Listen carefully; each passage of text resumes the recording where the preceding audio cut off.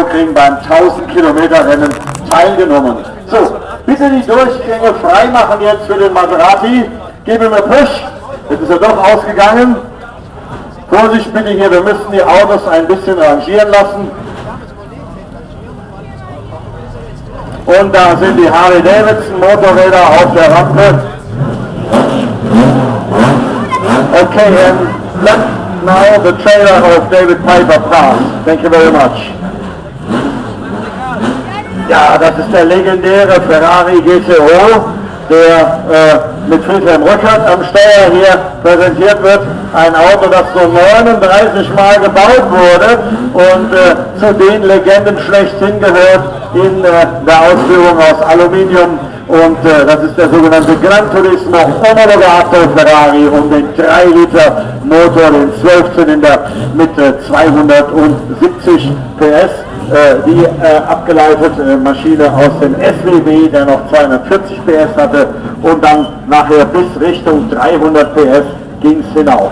Also hier haben wir im Augenblick vor der Box 53 Friedhelm Rückert mit seinem Ferrari 250 GTO, direkt hinter dem Mercedes, mit dem 1927 hier gleich das Eröffnungsrennen auf dem Nürburgring, das Eifelrennen gewonnen wurde. Elmar Brauch hat ihn uns mitgebracht. Und bei ihm bedanken wir uns natürlich an dieser Stelle auch schon ganz herzlich dafür, dass er dieses tolle Auto dabei hat. Hinter dem Ferrari GTO haben wir hier schön den schönen Alvis, die englische Sportwagenmarke, die ja spätestens mit dem Silver Eagle, nachdem sie das Alpenrennen gewonnen hatten, Weltruhm erlangte. Ein wundervoller 6-Zylinder-Sportwagen mit der Nummer 59 und hinter dem Alvis, den uns mitgebracht hat hier das Bild von Rudi Friedrichs.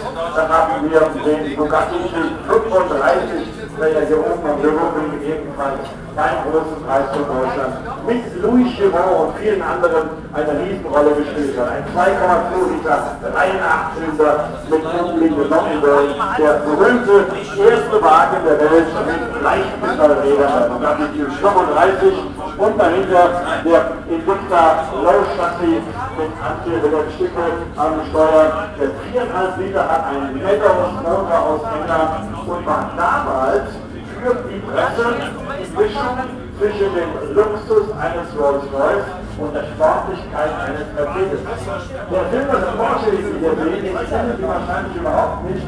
Der wurde in Belgien gebaut bei der Firma Apal, die damals als erste leichte Rennkarosserie auf den Porsche 356 baute und auch diesen Zusatzlufteinlauf am Henker fand.